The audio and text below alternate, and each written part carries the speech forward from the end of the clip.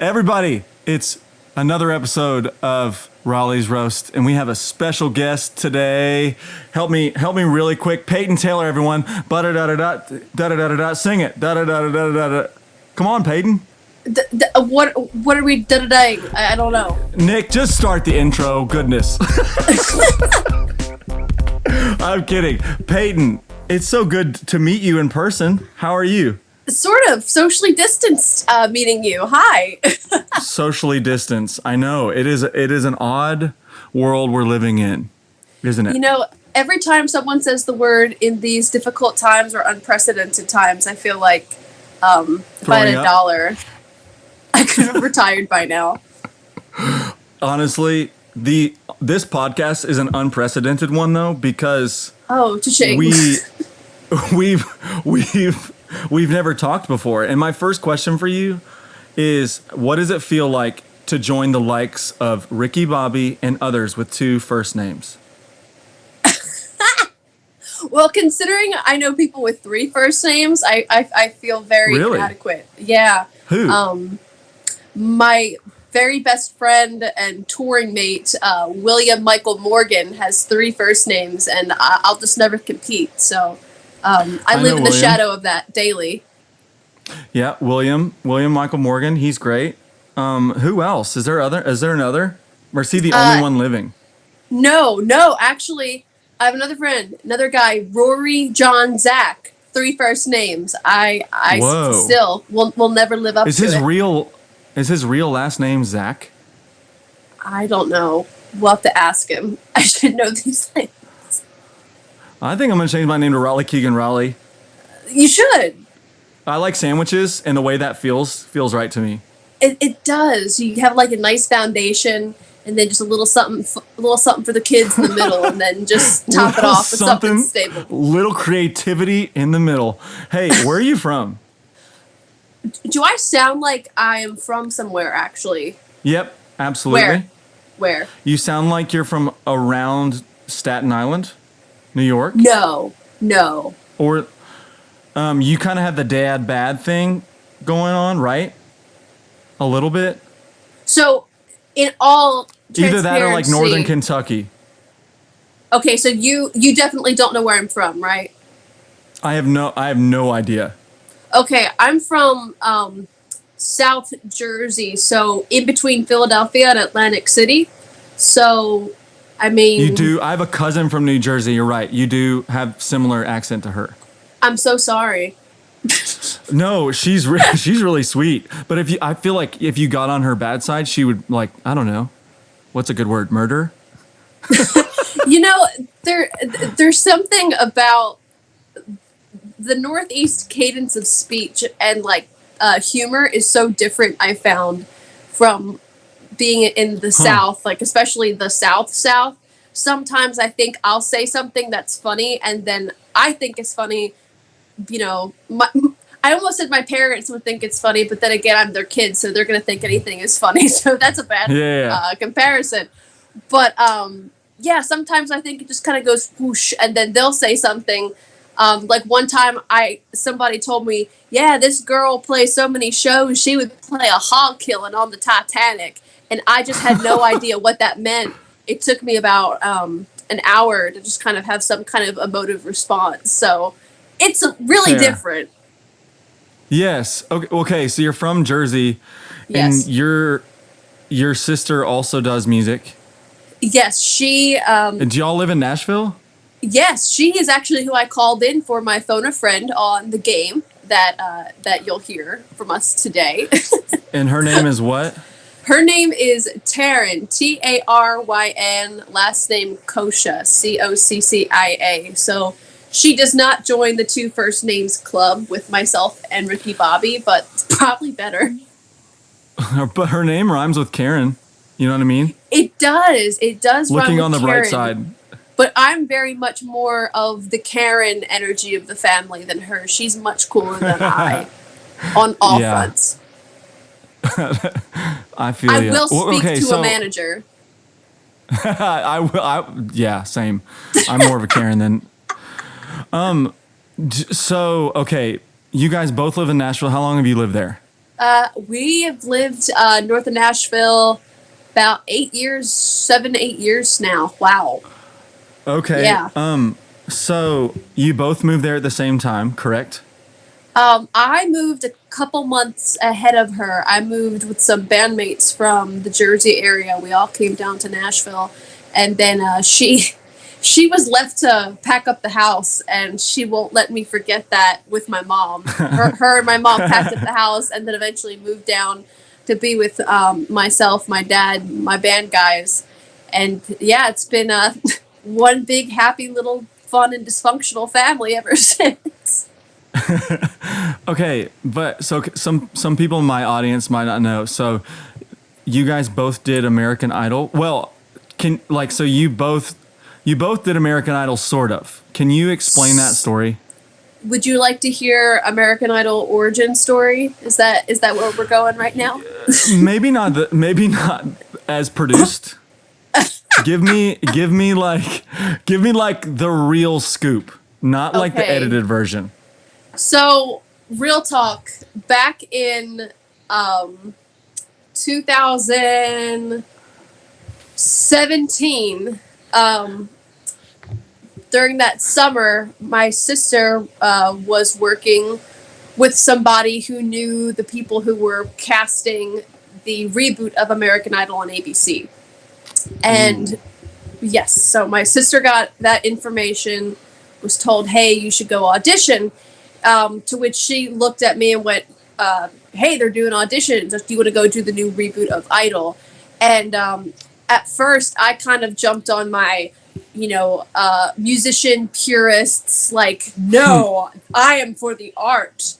And I cannot do that because the art. When in reality, I just write songs, and I just didn't want to lose all the songs that I had written forever. So I said, I'm not going to do it, but you go for it. She really hadn't built her writing catalog up that much at that point. Now her writing catalog is insane, but at the time she just kind of got started. So she went ahead and she got her, what little known fact, for American Idol, you can get what's called a front of the line pass, where you kind of have the hookup to get in front of the producers and bypass that big cattle call. I've really never heard of anybody in the cattle call ever going forward onto the show. I was in that cattle call. I'm sorry, Raleigh. No, I'll tell you that story after your story. Go. Okay. So she gets what at the time is called a front of the line pass to play in Louisville, Kentucky, which was the first round. And you meet the lower up producers, and then you work your way up. You go to a callback, and the callback goes well, and they see your story arc as a contestant, then they'll put you through to the show. So that day in Louisville's coming up, the person who was going to play guitar for her had to bail at the last second. The new reboot of Idol, they were allowing people to bring accompanists with them. And she wanted a guitar player, and I said, I'll do it for you, because I don't want you to be left high and dry without somebody to play guitar for you. But I still had no intentions of going on the show myself. So we go to the audition in Louisville. We are outside that KFC Yum Center, sweating our you-know-what's off for just hours and hours and hours in this park. And she met the producer, and then she went to the next step. I'm playing with her. And when she gets to the second station at the park in Louisville, they start filming. I don't think much of it because I'm wearing all black. I'm just like standing in the back. Just thought, okay, I'll play guitar for her at this point, and then when if she gets a call back, then the other guy will step in and go ahead with her. So the very last shot of the day, she needed to perform a song to the film crew as if she were performing to the show producers to be cast. And they put me on that shot. And I was so dehydrated, Raleigh, and exhausted, I put my capo up 1/2 step higher, okay? And she had one of those big money notes that like went on for an hour but it was right there at her vocal break with the correct capoing. I went up a half step. She thought that I sabotaged her. We got in the car. I was so upset. She can tell you this. I was so upset. And she was so upset too. By the time I got back to Nashville, my eyes were so puffy from crying. I put 2 bags of frozen peas on my eyeballs. That's how much I was crying and how bad I felt. So she goes ahead and sends a message to the producers just explaining, look, my sister put it up a half step. This is what it's supposed to sound like. And I'm really glad she did. And at that point, I'm like, man, I almost royally screwed this thing up. I'm out. I'm not going to the next one if you get called. Well, she gets called. And I guess on the tape, the producers could see that moment where my heart went out through my stomach and I realized I was up a half step. I guess they could read the situation and could see, okay, here are 2 sisters, and the older one just screwed up big time. This will make for great TV. So she gets the call back to go to Chicago, and I say, I am out. And she tells her contact, all right, I'm coming and I'm bringing this other guy to play guitar. And they say, absolutely not. You need to bring your sister with you back from Louisville. And at this point, I go, oh my gosh. Insert expletive here. We go up to Chicago. She goes into the callback room. They have her sing. She nails it as usual. And I'm in the back like, please don't say anything. Please don't say anything. And the woman goes, so we see you have your sister with you. And at that point, I just go, no. I said, look, we sing together sometimes. I'd be happy to sing something with her, but I'm not a contestant. I'm not signed up. I'm in the middle of doing some things in Nashville. I'm sorry. And anyway, that whole thing. Yeah, go for it. Okay. So like I watched it and I was like, okay, I'm going to research this because Nick told me you were on American Idol and stuff. And so I watched it. You knew the tea. Yeah. Well, I watched it and my first thought was, I bet you the producers, like I didn't know, but I was like, I bet you the producers did this. I was like, I could, and I don't know if that's the truth, but I feel like I was like, there's gotta be something different to this. It felt like, honestly, they were about to screw Taryn, your sister. It felt like because honestly, she's killer. Like she has an amazing voice, like really, really freaking good. And I was like, man, I feel like they're doing this for TV and they're gonna screw this girl and ruin their family. And I was like, dude, if they put Payton through and not Taryn, I was like, man, that's gonna be an awkward car ride. Yeah, well, we had the awkward car ride down from Louisville when I messed up. So imagine, at that point, the stakes. Yeah, it's already tension. I could kind of see, I'm not going to lie. So Taryn's in the room with you, right? I could kind of see it on her face a little bit. And now knowing what happened in Louisville, like you can kind of like it kind of makes sense. Like she was like, "Oh my gosh, again!" Like, If you would listen, I can call her in to give her input. I'm sure she would love to put her side of the story. No, it's okay. Taryn's great. And all people have to do to see that she's great is look at the video. She's dope. Well, so here's what I want to put in there. The day of the audition, I still didn't have a contestant form signed, but Taryn and I at that point kind of knew in our gut that they could smell us like a shark could smell blood in the water. Yeah. That we were about to walk into something that we were not going to be too happy about. So Taryn pretty much said, sing so they don't get rid of our footage, because at that point we realized, okay, this is what they want. They want the sister thing. So when they ask you to, just sing and roll with it so they don't get rid of what the whole reason they brought us in. They cut out the big note that I'm talking about that I messed up in Louisville for her.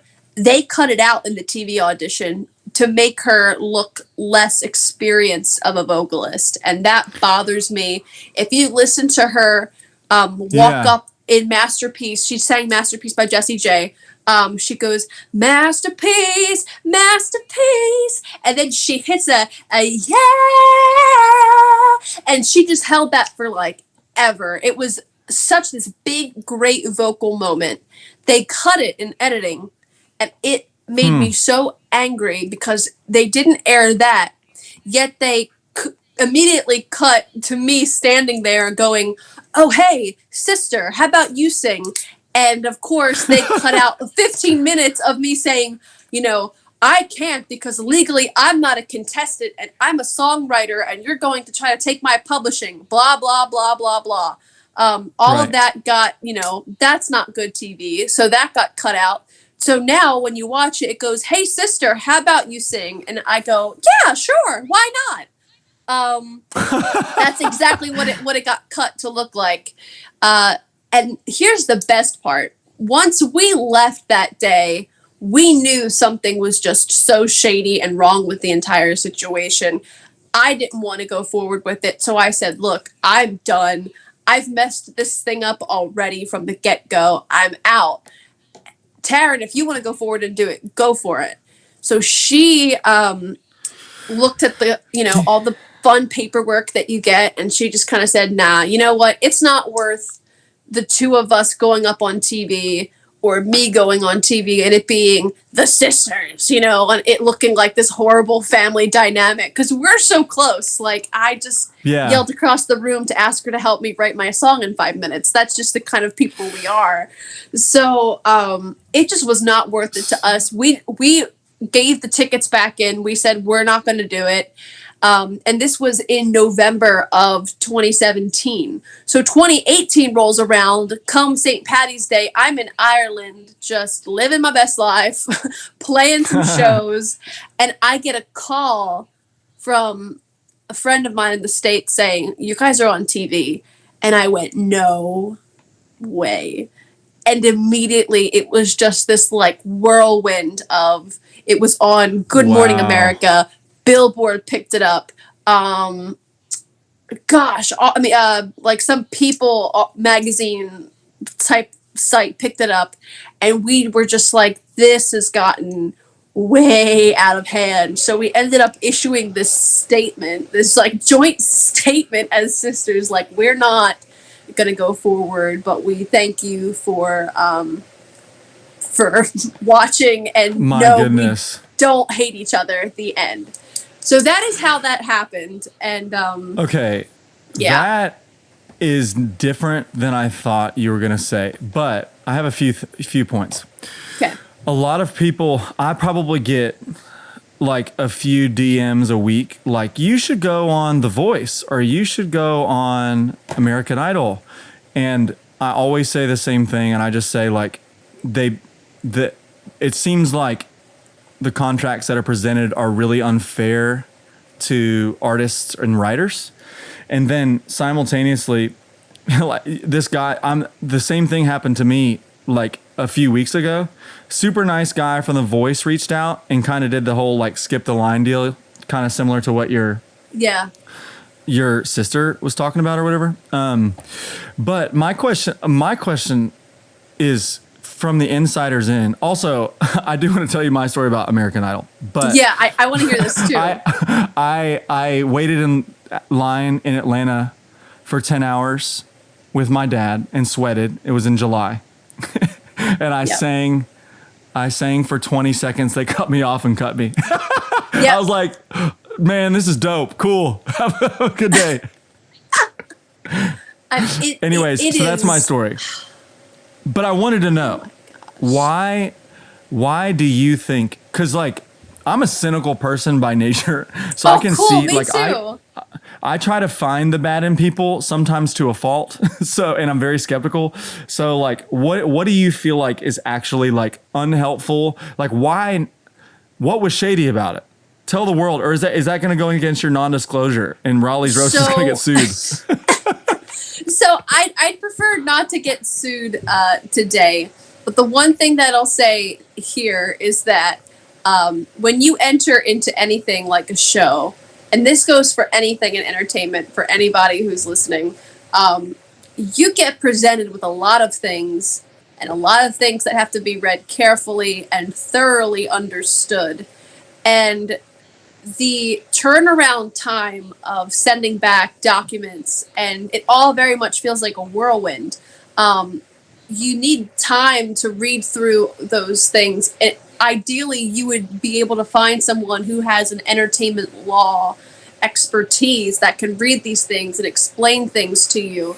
And I just don't think that there's adequate time for people to be able to be confronted with these kind of documents, with things that are really important. If you're an artist, songwriter especially, there's things you need to look out for yourself, and you need to have somebody on your team looking out for you. And I just don't think there's enough time to get that for it to be understood what exactly is going to happen and what can possibly happen on the show. Ideally, like any reality show, heck, The Bachelor, Bachelorette, who knows, things can get cut to look a certain way. And in my opinion, when you surrender that kind of power, the narrative is no longer yours. You can't control the narrative. And that was my biggest thing. I'm really particular in, I am fine not being a household name on people's TVs on the top 10 of American Idol if the narrative was untrue, and writing out on something that was untrue. Something that I know was, they had asked me a lot and recorded was, well, you can step out of your sister's shadow. That was so strange to me, because that was, I'm guessing, the arc that was trying to be presented. My sister, I've been doing music now for 10 years. My sister started doing music probably about 3 years after I started doing music. So I'm 3 years older than her. I will always be 3 years older than her. But there's no shadow of anybody to step out from under. If anything, she's the younger sister stepping in and coming of age in her time, which would have been 3 years younger than I. Like, now she is just developed and grown and is thriving in finding this R&B pocket that she just nails every single time. But to just kind of start this narrative of, Payton, now you can get out from under the clutches of your younger sister who looks like a Kardashian, which I will say, they did ask her, why do you love the Kardashians so much? She never expressed any interest in the Kardashians, but because she had big hoop earrings that day and long black hair, they just asked her that off the cuff to try to get a good soundbite. Weird. So anyway, no, Taryn is not the evil arch nemesis Kylie Jenner, great value brand Kylie Jenner. She's my sister. And, great value. You know what I mean? It was just so concocted. Yes. And if I would have had to step out and say, guys, we've been doing this since we could walk. No one here is stepping out from anybody's shadow. We're just so different. I don't even know how we even came from the same parents. Apparently we did. So we know, unless Ancestry.com DNA test wants to tell us differently, we're supposedly the same two sisters, which I have a fun story about that. I don't know if we have time, but anyway. So it was that's just good so insight, strange. though. I feel like, it seems very strange, even from the outside looking in, when you're a cynical person. If you're cynical like me, you think everything's a facade. So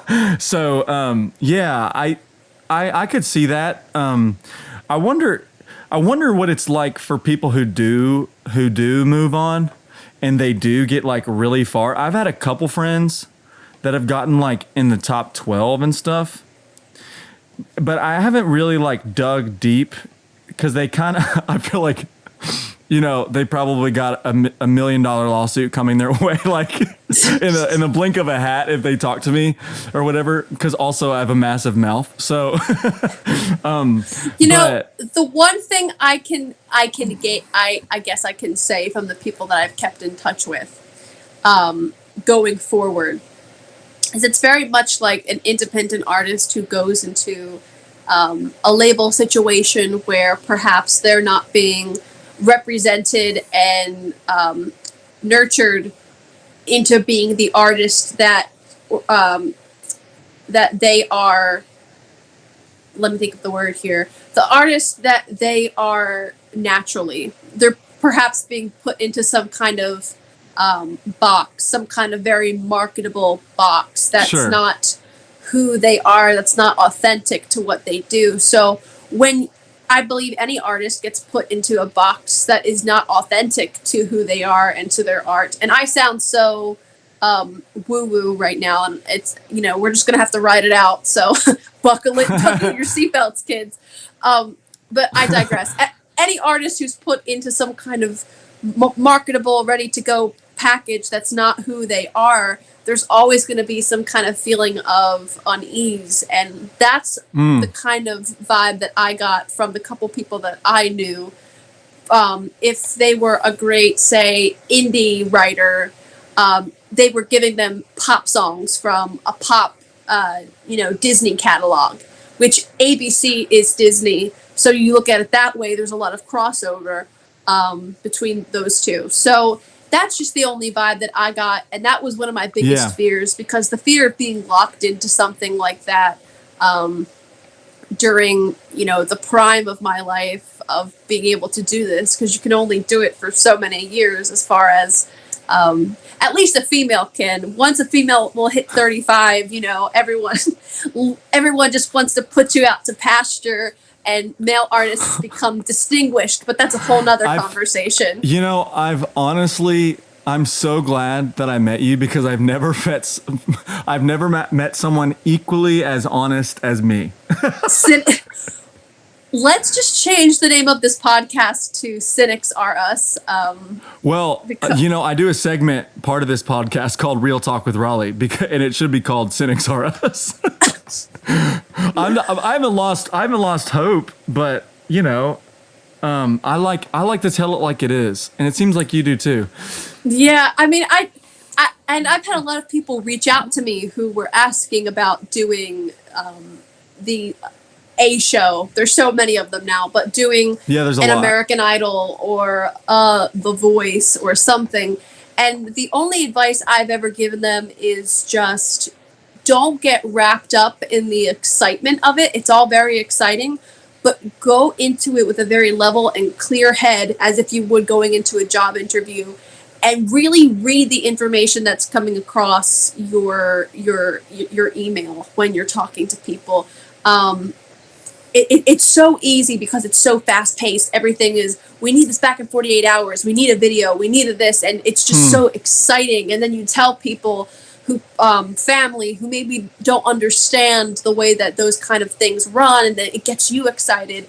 And then all of a sudden you're signing documents that you don't know how it could impact your artistic career 10 years down the line. So that's Sure. my biggest thing, and also just controlling the power of being able to control your own narrative. We have social media. I mean, you and I have been taught since we could type on a keyboard now that anything you type out into the world's going to follow you. It's the same kind of thing of being able to control your own narrative. What you put out into the world, if it's just you writing your narrative, that's all on you. You mess up, you put something up out online, there's always a big PR scandal once a month of some YouTuber saying something. That's on them. But if somebody can craft an image of you that's not you, you had no power in that. And then that's how you become the older sister who steals auditions. So yeah. Honestly, I thought you were a witch before this. So it's good. It's good you cleared it up. It's like, my goodness, she's red haired. Like, what am I? Like, this is like such a good archetype. Anyways, the one thing I tell people too, because people ask me that all the time, like, I'm going to go on American Idol or whatever, and I didn't make it or whatever. But I think the idea of getting famous off of singing other people's songs is also probably tough, right?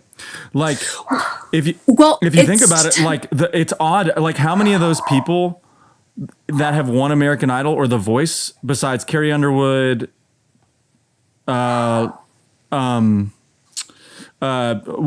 She's huge. Kelly Clarkson. Clarkson.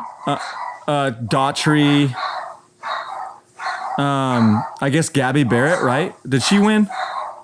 She didn't win. That's the thing. She didn't win. Yeah, I think it's tough to get famous off of singing other people's songs. And that may be one of the, like, it's really entertaining for people. And honestly, I used to love watching American Idol as a kid. I'm one of those horrible people who love the bad auditions. And I still love looking up, like, one of my hobbies is to go on YouTube and to look up worst blank. And like, I'll look up like worst national anthems ever and worst band ever. Like, and I it's not that I like love making fun of these people. I just love finding these hilarious moments where like I just love it. How old are you, Raleigh, if you don't mind me asking? I just turned 74. Oh, cool. Okay, Benjamin Button, sweet. Yeah. Well, What? I know. Why are you laughing? Sorry, I didn't know you actually were Benjamin Button. I'm sorry. I mean, no, I mean, it's fine, whatever. You're the redheaded witch, so whatever. I'm guessing we're about the same age, and we had such a beautiful, I guess you could say, era of existence as young kids. There was only one American Idol. We couldn't just go up on YouTube and watch fails and insert whatever fails. So there was such a thing with like gathering around the TV after school on a Wednesday night and watching these people just get absolutely demolished. I loved it. Gosh, if that wasn't like the start of just really relishing in other people's embarrassment. But now there's so many. I'm a horrible person. Same. Now there's just so many outlets that you can watch it. Like you can go on Twitter and watch somebody's life genuinely get ruined any time of the day you'd like to. So now I think a lot of the shows are turning into these like very happy, uplifting stories, but they're almost so caricature-y. I saw this one meme, which I love a good meme, and it said something like singer to reality TV show contestants, and it said, when I was a baby, I was born, and then it showed like a judge crying. And that's just like the kind of stories that I think are just like, oh my gosh, no. Yeah. So now they're kind of like, I see what you're Clay saying. Aiken. Do you remember Clay Aiken from back in the day? I did, and I saw a weird video of him recently, but keep going. Clay Aiken posted something about the American Idol reboot. And maybe it's just because we're now in the 2020s, then 2010s, late 2010s. He said, I feel like American Idol is now this vacation Bible school talent show compared to what it was back in the day. Now, there like is it was a real deal. I mean, there is a difference between, I guess, Fox owning it and them being able to verbally go after somebody like they used to versus ABC probably not wanting to put that out. So I do see a difference there, but I do yearn for the simpler days of being able to watch like your pants on the ground guy with Paula Abdul. We'll just never get those days back. Remember the She Bangs guy? The She Bangs? That was just an icon. William Hung. I even know his name. William Hung. He's gone on to have success in I know. Asia. He's making more money than probably Luke Bryan. You know what I mean? In Asia. So whatever form of currency in whatever country he's in. So many pesos. That was so bad. Pesos. What is it? That's Mexico. Yes, pesos is Mexico, but we'll convert it. Convert it. No one really knows the currency of Asia, do they? You have yen, scholars, which is China, but we'll just say dollars. Yeah, let's go with Chinese dollars or whatever. There we go. Or whatever.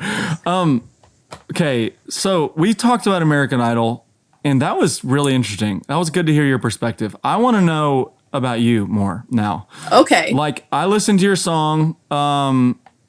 What's it called? I just listened to it on the way home today. What's it called? The new single released in 2020.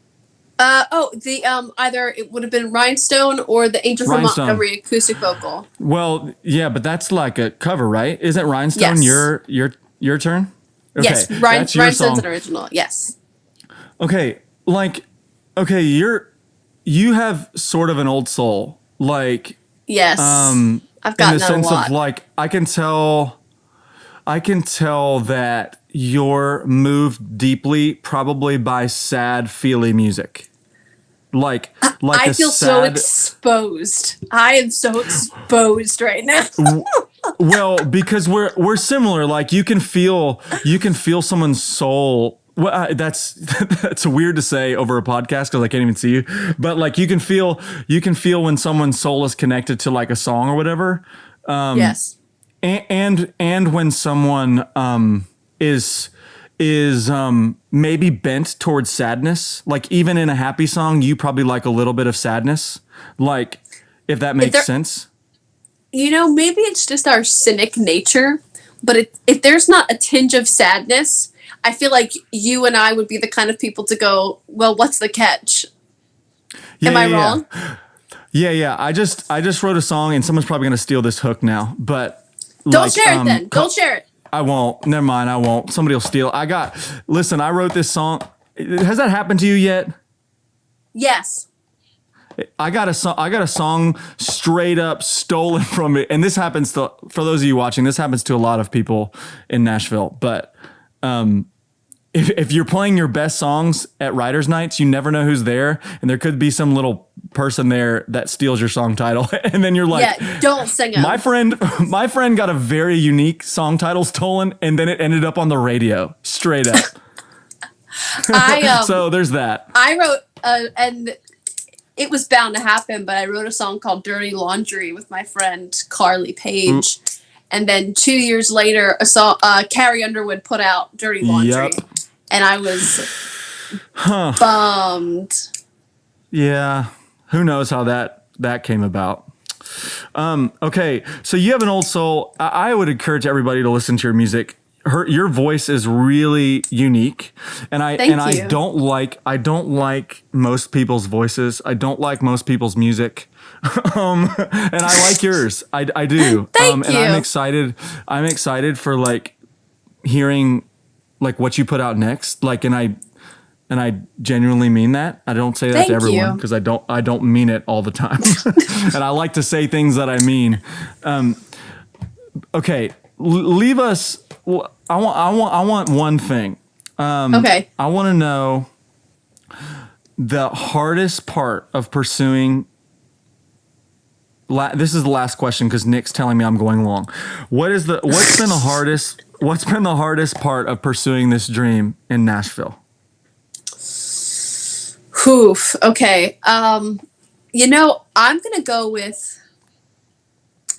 You have to sacrifice a lot, and it's gonna sound silly, but like I started out being homeschooled through high school because I knew that that's something I wanted to do, and I'm just gonna go ahead. Music. Yes, pursuing music. When I was in 9th grade, I told my mom I wanted to be homeschooled, and she agreed to allow me to do it, to pursue music.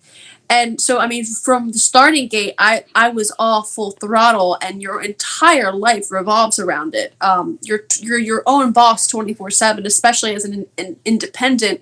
You are the marketing team. You are the scheduling and everything. And I think, I'll say just recently, when Nick picked up the phone, I said, he said, "How are you doing?" And I said, "Well, Corona killed the video star." Just to kind of bring it up to date, as soon as this whole entire pandemic began, so the most difficult thing recently, when the pandemic happened and everything started to get canceled, I looked over to my mom and I said, "It feels like everything has stopped, and I've given absolutely everything of myself that I could to this, and it's gone. I mean, the music is still up there, but the interaction and experience of getting out and playing in front of people that absolutely drive you and keep that little fire inside of you lit, it was just gone. So that's been a huge hurdle, because the biggest thing I think is just the sacrifices you have to make. You know, going back even to middle school, the school dances I would miss to be able to go play some bar or Joe Schmo's bar just to get experience. And I'm so thankful I did that, because it was the best education I could have gotten. But now, especially trying to keep everything afloat, when right now, from a financial perspective, the way we've entered music at a time where the only real monetizable piece of income musicians have are these live show experiences. It's very much experience based. And when we lost a year of work, a year of touring, it was like a farmer losing an entire year of crops. It's devastating. So that's the most difficult thing right now. And I think trying to figure out ways of sustaining an artist's career outside of just doing Facebook Live concerts, which I'm grateful people continue to watch. But after a certain point, my biggest fear is, when are people going to be tired of Facebook Live concerts? We can only do them for so long. So that's, I think, where we're at right now. I'm hoping it's a much different story in a month from now, and we can really be seeing a clear end, a light at the end of the tunnel with this. But I think Nashville, it's going to take a while. And the biggest thing I can say, to, if you're a music fan, to anybody out there, please continue to watch the Facebook Live concerts, buy merch, and just listen to music, because when you listen to it, every stream really counts. And it does matter. That's really good. Very good perspectives. You're a smart person, and Thank you have you. a good heart. Even though you Stole an audition. you play the cynic and the redheaded witch sometimes. You know, the red hair is fake. So Oh, really? I do. Yes, it is fake. I was blonde. So is my brown hair. Cha-ching. And showbiz, baby. That's showbiz, baby. Listen, thank you so much for coming on, Payton. It is great to meet you. You have great perspectives, and I think was probably really interesting for people to hear about American Idol, and then just the realness of what it's like to be in the music industry. Like, that's the real thing. So thank you. Well, thank you for having me and for allowing me to. I'm just happy there was another fellow cynic in the world I could sit and talk to for an hour and just be so cynical. I got plenty of that in me, sweetheart. Listen, all right, this has been another episode with Payton Taylor. Go check her out. Where can they check you out? Is it at Payton Taylor Music, or how do they find you? Yes, so Instagram's going to be at Payton Taylor Music, and Twitter will be the Payton Taylor, because the handles were taken. So we had to kind of dance around, find some alternates. And then on Spotify and Apple Music, it's just Payton Taylor. It's spelled like it sounds, right? Payton. Payton Taylor. Yes. And she's got a great voice. Highly recommend her. And this was a great conversation. Lovely, everyone. This has been Raleigh's Roast. I said it right this time. And we're out. Until next time.